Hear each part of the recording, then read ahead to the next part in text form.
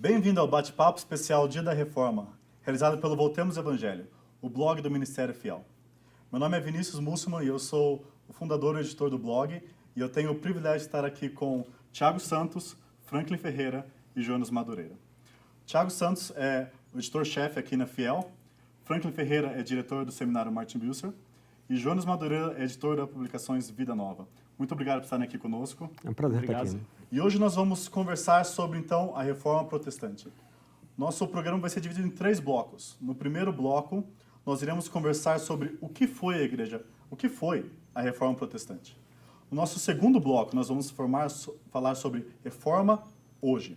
E no terceiro bloco, então, iremos responder perguntas que vieram de você que está nos vendo ao vivo. Então, vamos começar. Eclésia Reformada, a Igreja Reformada. O que foi a Reforma? Antes de começar a Reforma em si, houve um contexto para isso. E nesse contexto, a gente fala sobre os pré-reformadores. Quem eram eles? O que eles fizeram? Franklin, quem eram os pré-reformadores? Antes de falar dos pré-reformadores, seria talvez interessante falar um pouco do contexto dos 200 anos antes da Reforma. Foi um momento especial da história europeia, uma época de declínio acentuado da fé, em meio à peste negra, os impérios em crise, os grandes impérios como França e Inglaterra sendo da Guerra dos 100 Anos. Então, os historiadores identificam 3 movimentos críticos na pré-reforma. Uma crise de autoridade, uma crise de salvação e uma crise de espiritualidade. Em linhas gerais, as pessoas perderam a confiança na hierarquia eclesiástica. Nesse período de 200 anos antes da Reforma, você chega ao ponto de ter a cristandade dividida pela metade, um papa em Roma, um papa em Avignon, você tem um concílio de Constanza se reunindo para tentar resolver essa situação crítica, elege um novo papa, mas os 2 outros papas não renunciam, você chega ao ponto de ter 3 papas na cristandade. Então, não seria verdade que a igreja sempre foi unida e a Reforma Protestante fez a primeira divisão? Não. Até a gente pode, por exemplo, pensar nas várias ordens medievais, monásticas, cada uma delas com ênfases distintas, como beneditinos, agostinianos, franciscanos, mas o fato é que nesse período de pré-reforma, criou-se uma desconfiança quanto à fonte de revelação. Isto é, quem interpreta corretamente a revelação são os papas, são os concílios, e nessa crise, alguns pré-reformadores, como você disse, como Wycliffe e Hus, talvez os principais, Jerônimo de Praga também, eles voltam a oferecer a Sagrada Escritura como uma fonte de autoridade da Igreja. A gente pode desenvolver as 2 outras crises mais para frente, mas esse é um momento crítico da história. Quando Wycliffe, por exemplo, ele traduz a Bíblia para o inglês, ele faz uma tradução do latim para o inglês. John Huss começa a pregar no vernáculo, isso é, na língua tcheca, em Praga, na República Tcheca, e são tentativas de retornar a Sagrada Escritura como a fonte máxima de autoridade da Igreja, não a estrutura eclesiástica, seja o Papa, seja os concílios, né? É interessante que, no caso de ambos os movimentos que você menciona aqui, eles produziram muitos seguidores. Isso, de alguma maneira, foi preparando assim, o terreno, palmilhando o caminho para a reforma. Você tem os Lollardos com Wycliffe, os Russistas, né, com Hus. Sim.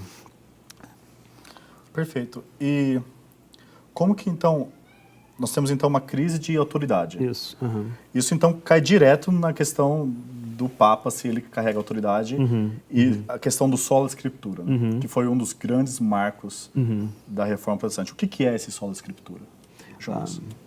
Então, eu acho que tem um movimento interessante já, com essa lembrança que o Thiago e o Franklin fizeram, né, dos Hussitas, né, também dos Lollardos, principalmente pela influência do Wycliffe em cima dos Lollardos. É interessante como esse movimento do sola scriptura marca essa transição.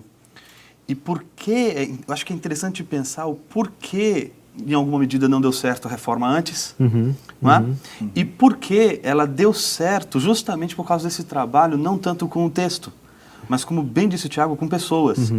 Você não tem, até então, um mecanismo que possa propagar todas as traduções que eles estão fazendo para o vernáculo mecânica, material. O que eles têm são pessoas. Chega lá, o Wycliffe põe os caras todos numa cela, vamos dizer assim, né? Cela medieval, né? Que é um lugar de trabalho, vamos dizer assim, né? Ou também de descanso, né? Dependendo do contexto da época. Põe os caras ali para traduzirem junto com ele, e eles vão copiando a tradução do Wycliffe, e eles, depois de passarem, sei lá, 2, 3 meses, sei lá, traduzindo Mateus, eles pegam e saem com aquele texto, evangelizando e disseminando o texto. A polícia eclesiástica da época vai atrás desses caras e corta fácil essa disseminação das escrituras, não é? Porque ela está vinculada a uma pessoa, não está vinculada ainda a um material. Isso é uma coisa que vai acontecer posterior e que eu acredito que é o movimento material, vamos dizer assim, da reforma, que é a imprensa, vamos dizer assim, o fator muito positivo. Determinante até. Determinante, para disseminar a reforma protestante. Para disseminar a reforma protestante.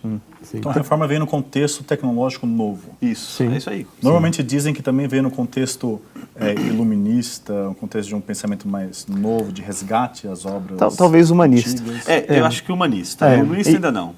Ainda O não, ponto é que a reforma não foi um movimento monolítico. Sim. Acho Exato. que esse é o X da questão. Quer dizer, houve todo um caminho de preparação, né, dos pré-reformadores, dos seus seguidores, né, e de convulsões aí em vários campos, né, como Franklin menciona aqui também, que estavam tomando conta ali do cenário. E mesmo, Tiago, a própria reforma, no contexto não dos pré-reformadores, mas dos reformadores, a gente já vê uma presença de uma diversidade.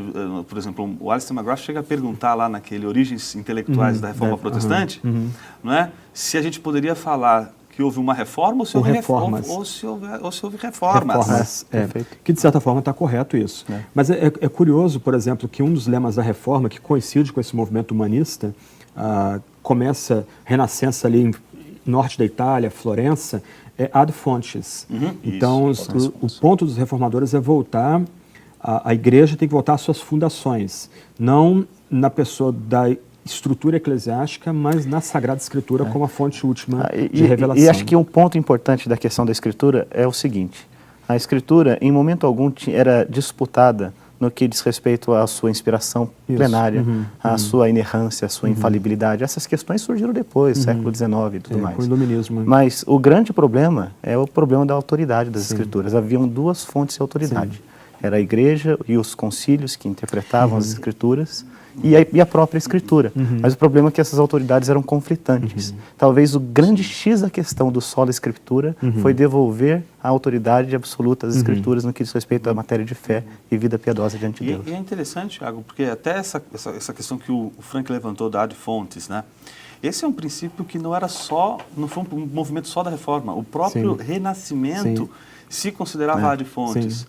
Não é? Você tem voltar à cultura helênica. Exato. Não só a cultura helênica, mas aquilo que seria a raiz da cultura helênica. Porque você tem, a partir do século XIII, Aristóteles dominando todo o pensamento, não só filosófico, mas teológico. Né? Você vai ver movimentos do Alberto Magnus, próprio Tomás de Aquino, dos escotos, até chegar em Guilherme de Ockham, que de uma maneira bastante um pouco mais crítica, imprecisa, poderíamos chamar de nominalismo, que já seria uma espécie de humanismo ou de um pensamento já mais distante do que seria escolástico. Mas é um pensamento aristotélico. O ad fontes do Renascimento é voltar para Platão, é voltar aos estudos de Platão. Então você tem uma revitalização dos estudos no texto de Platão, como se a filosofia estivesse voltando às suas origens, a Sócrates. E por isso é interessante isso. É por isso que os reformadores vão gostar tanto de Agostinho também. E vão beber em Agostinho como uma fonte de inspiração. Como volta para a patrística, né? Como o retorno à patrística é uma coisa interessante. É como se houvesse um gap ali, né? Timothy George vai dizer, aliás, que naquele livro Teologia dos Reformadores, que a reforma protestante, na verdade, é uma reforma agostiniana. Aquela frase famosa de Calvino, né? Augustinus totus nostro est, né? É nosso, né? É todo nosso, Agora, só talvez avançando um ponto aqui, aí tem a crise de salvação também que precede a reforma protestante. Então você tem um ambiente aí de peste negra, um terço da Europa morrendo, ninguém sabe como a peste negra surgiu, como terminou, e a igreja não consegue responder a esse anseio de insegurança frente à a inevitabilidade da morte. As pessoas não sabem quanto tempo tem de vida. E nisso surge o movimento místico, inclusive. Aí vai surgir Tomás de Kempis. Quer dizer, Tomás de Kempis responde a uma outra crise, que seria a crise de espiritualidade. Mas é interessante que você pega catecismos medievais, até o Legor felicita um desses catecismos num dos livros dele, é uma graça, porque toda a questão é com o pecado. Se a pessoa flertou com alguém na igreja, se vai dizer lá, você olhou alguém com olhares adulterinos, você fornicou, você roubou na feira, etc. e tal, mas o texto termina sem levar a pessoa para a cruz. Sim. Então os reformadores vão oferecer cruz, vão oferecer a graça gratuita, a fé como único meio, a fé também sendo o dom de Deus. E é curioso que mesmo Wycliffe e Hus, eles estão na mesma linha aí de Calvino, Lutero e outros, porque eles eram agostinianos. E eles vão usar, especialmente a noção de predestinação, para reafirmar essa graça gratuita. Quer dizer, a pessoa que está sentada ouvindo a pregação não tem como contribuir para a salvação. Ela contribui ouvindo e recebendo pela fé, mas ela não tem como trabalhar pela sua própria salvação. Né? E o grande personagem da Reforma, só para... que é Martinho Lutero, né? Bem, normalmente a gente associa a Reforma a Lutero, ainda que, como a gente admitiu aqui, ele não foi um movimento monolítico e nem é localizado, né? Sim. Mas, pensando em Lutero, no bojo aqui do que o Franklin disse, ele é um sujeito do seu tempo. Né? E ele vivia essa crise de sensibilidade com a própria pecaminosidade. Como era o nome do seu confessor? Era Staupitz? Johann von Staupitz. Era interessante, porque Lutero ele lutava muito com seus pecados. Né? E cada pensamento que ele tinha o acusava, de modo que ele não conseguia nem sair do confessionário. Mais uma vez é interessante a relação aqui com Agostinho, né, com a tradição antiga da igreja, porque, primeiro, Lutero está num contexto agostiniano, não é? Com um mentor agostiniano e com as crises típicas próprias, de um agostiniano. Os dramas internos, as crises Você internas, não vê, por exemplo, na literatura escolástica, esse tipo de... Não desmerecendo, obviamente, a literatura escolástica, mas mostrando uma coisa que é típica não é, de um agostiniano e que é típico também desse movimento onde você tem, junto com a Reforma, também no contexto da teologia, principalmente o ressurgimento da força agostiniana que tinha sido eclipsada pela Universidade de Paris, né?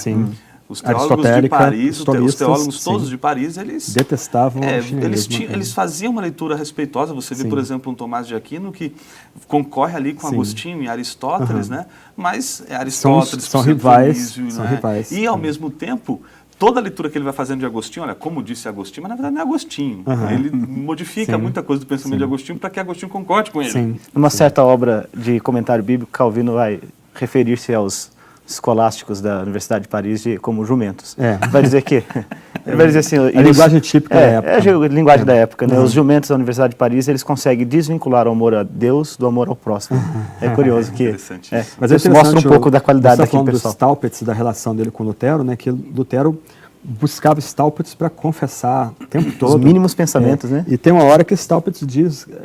vai pecar, vai cometer um pecado. Ele fala, visita um prostíbulo. Exatamente, cometa um pecado de verdade e depois eu confessar. Só que ao mesmo tempo que ele tem essa verve sarcástica, né, com os dramas aí de Lutero, Staupitz era agostiniano também, Lutero vai dizer que ele foi o homem que o conduziu às chagas de Cristo. Interessante. Né, que o conduz à cruz e a ênfase em descansar no crucificado. Né? Nessa questão de Lutero, nós temos então justamente a questão das indulgências. Sim. Onde foi... O que foram indulgências? Por que isso foi tão importante? Disse que Lutero pregou as 95 teses por causa disso. Indulgências eram documentos que absolveriam, uma vez comprados, absolveriam a pessoa de pecado. E esses documentos poderiam ser assinados pelo próprio Papa, por um bispo. No caso da Alemanha, essas indulgências foram vendidas especialmente na Alemanha, e o que vai gerar uma tensão também política. Questões econômicas. Econômicas, já que os alemães se sentiam espoliados, né, os nobres alemães se sentiam espoliados para bancar uma catedral em Roma, né?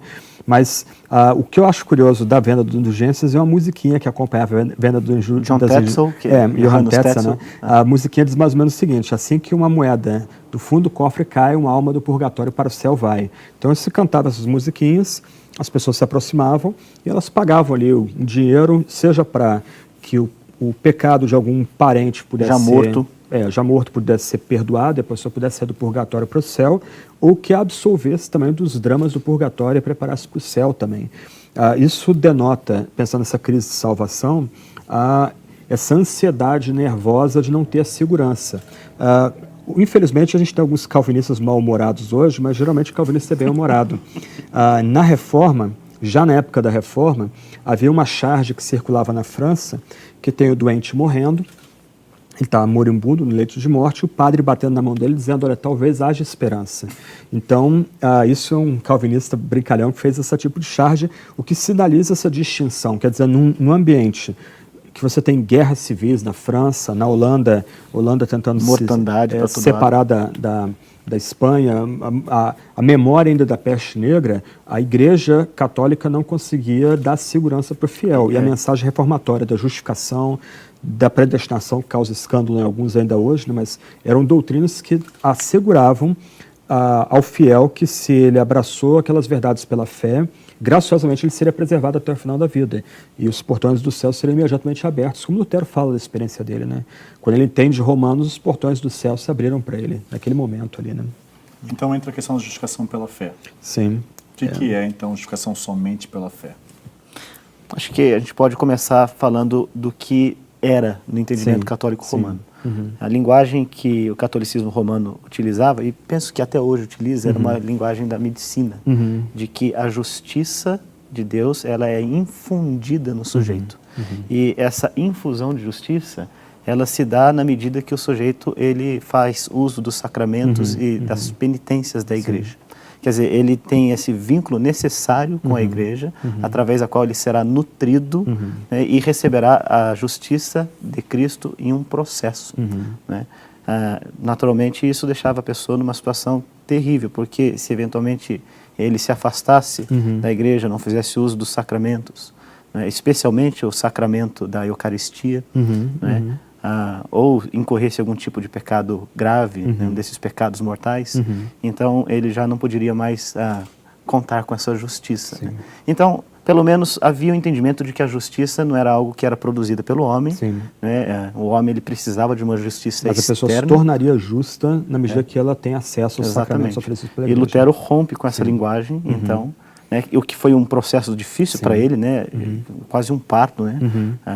Ele até então ele nutria um sentimento até de ódio de Deus, porque ele entendia que ele era massacrado pela justiça de Deus. Até que ele entendeu o texto de Romanos. Né? Que, assim, pensando positivamente, a justificação é uma troca injusta. É uma doce troca, como dizia, né? Uma imputação agora. Cristo morre pelo meu pecado, e quando eu me agarro ao crucificado, a justiça perfeita dele, a obediência, a retidão perfeita de Cristo é colocada sobre mim. Lutero usa essa frase, né? Eu recebi aquele que era dele e dei a ele aquilo que era meu. É o sermão das duas espécies de justiça. E o ensino é simples, brilhante e completamente esquecido por nós hoje. Porque a ideia aqui é o seguinte, um homem e mulher, um pecador que coloca a sua fé no crucificado, ele agora não é mais tornado justo progressivamente, mas ele é declarado justo uma única vez, e todos os seus pecados são não só perdoados, mas apagados. Eles perdem o poder de ofender a majestade divina. Então, aquele sobre o qual a ira de Deus repousava, agora é amado. E a gente, infelizmente, é uma doutrina pouco pregada e pouco ensinada em nosso meio. Tão vital para a fé evangélica no Brasil. Em termos de segurança, quer dizer, a pessoa creu em Jesus, não importa o tamanho da fé dela, mas se ela confia no crucificado, ela agora é considerada por Deus e pelo Filho como o homem ou a mulher mais reto que há, mais justo que há. Todos os pecados dela foram perdoados, todos eles apagados. A pessoa vai perguntar, talvez, mas como é que a gente lida com arrependimento? Arrependimento é a nossa resposta grata por causa do pecado perdoado. Nosso arrependimento não diminui ou aumenta o amor de Deus, nosso arrependimento diário. O amor de Deus é estável, porque nós somos justificados pela justiça perfeita que há em Cristo Jesus. E a propósito do arrependimento, é interessante que na Reforma, das 95 teses, a primeira, né, penitência ad item, né? Nosso Senhor Jesus Cristo, quando ensina arrependei-vos, diz que toda vida do cristão é arrependimento, né? É interessante que eu estava ouvindo vocês falando, eu gosto muito de pensar esse movimento de crítica de Lutero às indulgências e, consequentemente, a crítica da noção de dois poderes, né?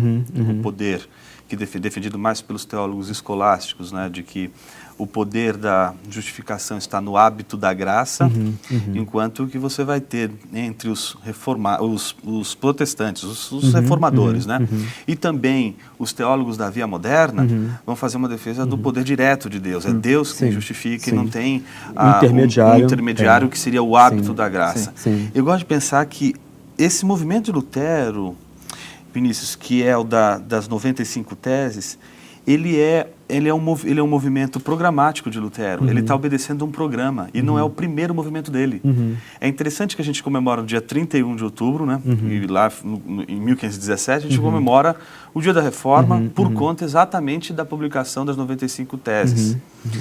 Que não é o primeiro movimento de Lutero, é um movimento programático de Lutero, mas esse é o mais importante também. Também não é o mais importante. Talvez a dieta de Worms. É interessante, exato, é interessante quando a gente pega as 95 teses e vê assim. Primeiro, as 95 teses, o nome das 95 teses não são 95 teses. A gente que chama de 95 teses. Na verdade, é uma disputa. É uma disputa, convite, né? Exato. Que é uma prática dos teólogos medievais e que era o frisson da Universidade de Paris.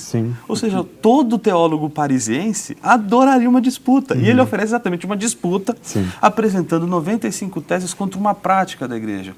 Só que esse movimento, ele é um movimento que ainda não é o movimento inicial. O movimento inicial de Lutero não é criticar uma prática da igreja, é, em primeiro lugar, criticar uma forma de pensar da igreja. Por isso em 4 de setembro de 1517, ou seja, um pouco mais de quase 2 meses antes de publicar as 95 teses, que ele faz uma disputa publicando 97 teses, gostava de escrever teses, 97 teses contra a teologia escolástica. Não dá para passar isso em branco numa reflexão sobre a reforma, principalmente sobre o trabalho de Lutero. Porque se você parar para pensar, boa parte das práticas equivocadas da igreja, elas não decorrem de uma mera prática. Os historiadores marxistas, eles têm uma maneira de interpretar a história muito complicada. Por exemplo, eles entendem que a reforma protestante, ela é um produto de uma subestrutura socioeconômica. Então, o movimento todo da reforma é um movimento meramente social e político, econômico. Tudo bem, a gente sabe que tem esses elementos. Mas é um simplismo. Entretanto, o que se deixa sempre passar de vista é a ideia de que o movimento da reforma, ele não é um movimento só econômico, político, social, ele é sobretudo um movimento de virada no contexto da história das ideias. São ideias religiosas que estão sendo debatidas. E por quê? Porque, gente, por causa de ideias, pessoas são perseguidas, por causa de ideias. São construídas as mais diversas pragmáticas. Então, o projeto de Lutero foi perceber o seguinte: olha, o que está acontecendo na igreja hoje? Está acontecendo isso. Existem as indulgências, que é só a ponta do iceberg. Né? A estrutura toda precisa ser atingida. E para atingir a estrutura não tem outra forma, senão a forma de pensar. É a forma de pensar de alguém que justifica a sua forma de agir. As teses vão causar frisson. Por quê? Porque Lutero toca no bolso dos eclesiásticos.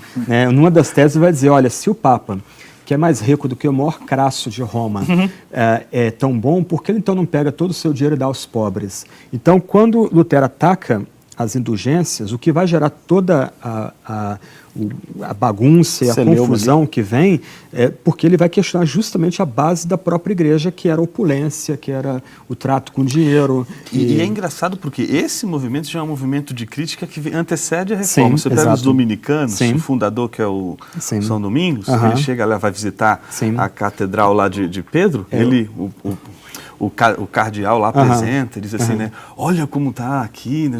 Está vendo? Pedro, fazendo menção ao Papa, né? Obviamente, não precisa mais de ouro nem prata. Domingos, ele diz, bom, não precisa de ouro nem prata, mas também não diz levanta-te e anda. Exatamente, não tem mais o poder de mandar levantar e andar. E aí isso aí levanta a terceira crise, que é a crise de espiritualidade. Então, na época que precede a reforma, havia muito a noção de que a igreja é um tipo de fortaleza que a pessoa está protegida ali. Então, aqueles que se dedicam ao ministério, mesmo ao magistério teológico, eles têm uma vocação superior há uma dona de casa, um homem arando o campo, um marceneiro, um pedreiro, alguém que trabalha numa corte assessorando O movimento os monástico nobres. cumpriu essa... Exatamente. Sim. E aí você tem um curto-circuito nessa época. E aí você vai ter, por exemplo, a Via Moderna de Tomás de Kempis, inaugurando um outro tipo de movimento monástico, que também era agostiniano, em que você glorifica a Deus não mais no mosteiro, mas glorifica a Deus no mundo, trabalhando no leprosário, trabalhando no campo, trabalhando em escolas. O que é revolucionário. Sim. Porque, você veja, eu lembrei daquele livro do Max Callo, que até você me recomendou, que conta a história de Bernardo. Sim. Ele foi recrutando membros da família dele para o monastério, né, e sempre impondo a eles ameaças das mais graves ali sobre a vocação em que eles estavam, e falando da superioridade da vocação eclesiástica superior à vocação. Ele desmembrou quase que toda a família, todos os negócios da família foram desfeitos para que aqueles, pelo menos aqueles mais corajosos, deixassem ali. Eu não sei se foi Tomás de Aquino que, comentando a história de Marta e Maria com Jesus, ele diz, olha, aquela que assenta aos pés de Jesus tem a melhor parte, aquela que está trabalhando tem que suportar a sua vocação. Só que já na pré-reforma você vai ter movimentos tentando oferecer um outro tipo de espiritualidade que se encontra Deus no lugar comum. Só que é a reforma que vai oferecer uma ruptura, isso, né? A noção do sacerdote de todos os crentes, quer dizer, e aqui tem um ponto, né?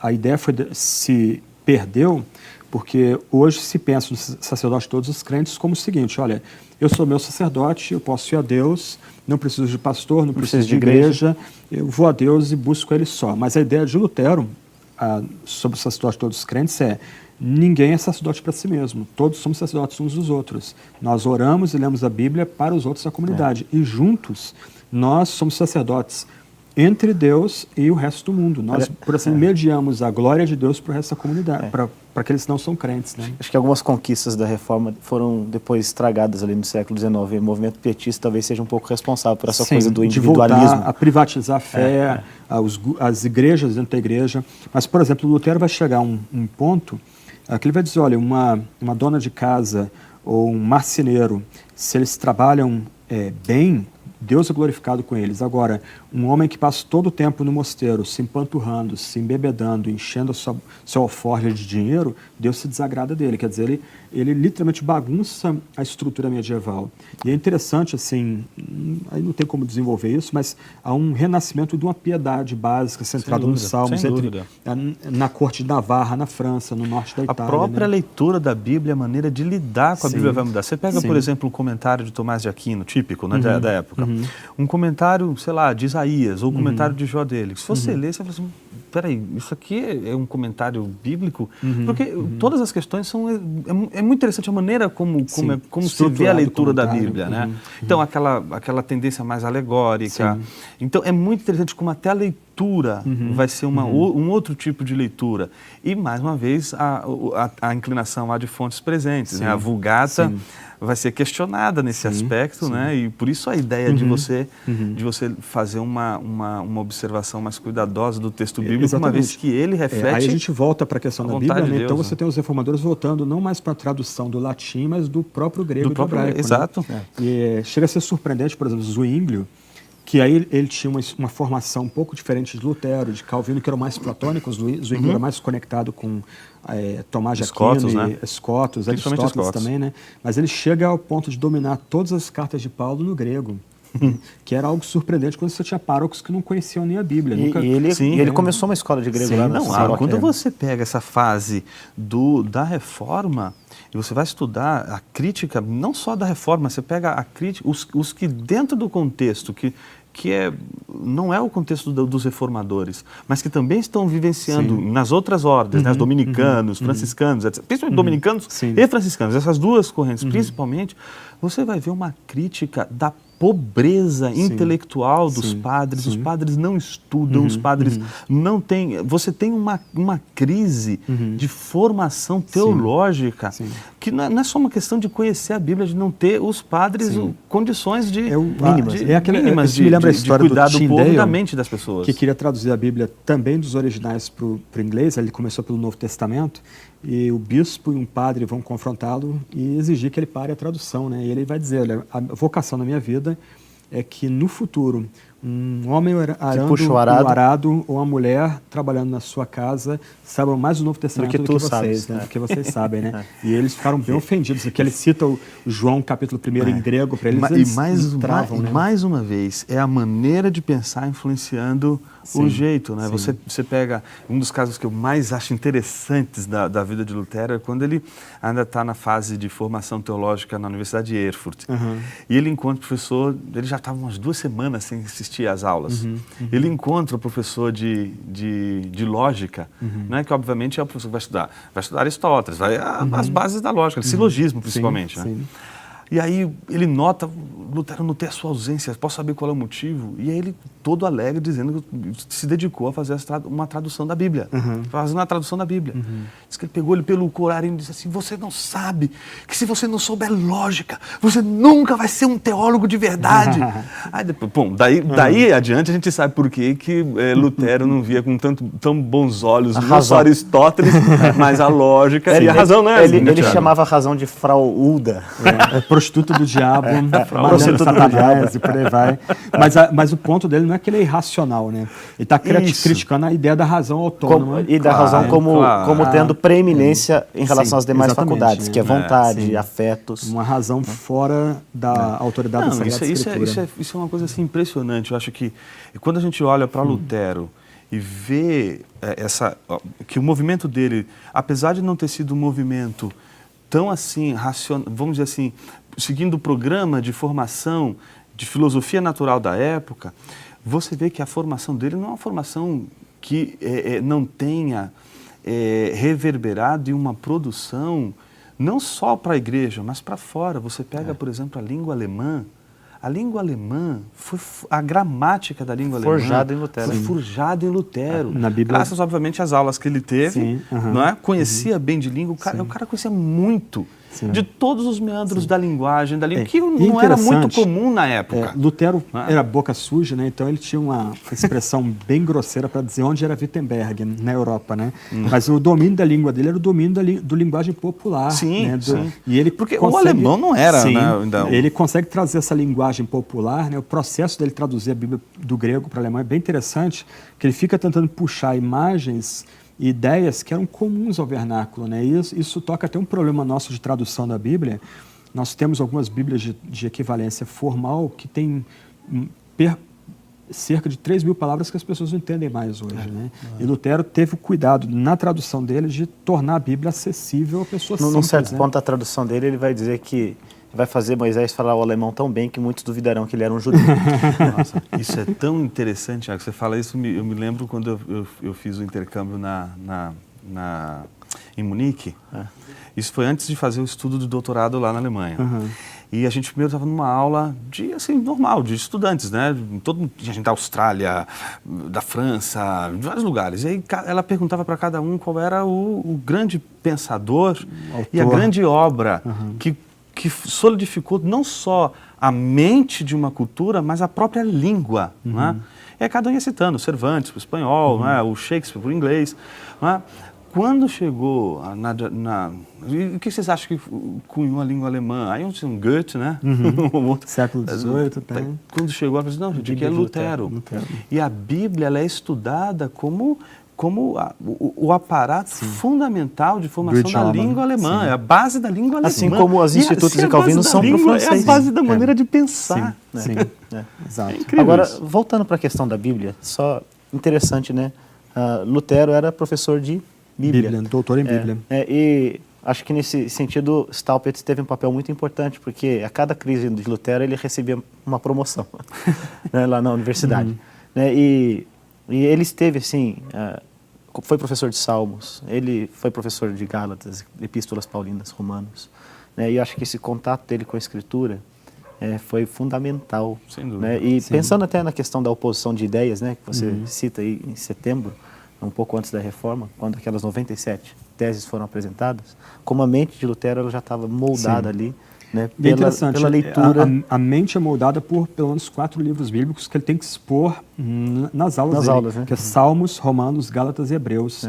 Então, no processo de pregar na verdade não, né, lecionar esses livros bíblicos, ele vai dizer que os trapos do papado soltaram dele. Né? Ele até tem uma expressão interessante com Gálatas, ele disse que se casou com aquela epístola, né? dele, né? Aquele filme de Lutero, aquele mais recente, do Ralph Fiennes, ele tem uma cena que interessante que mostra ele debatendo com os alunos dele nas aulas de Bíblia, né?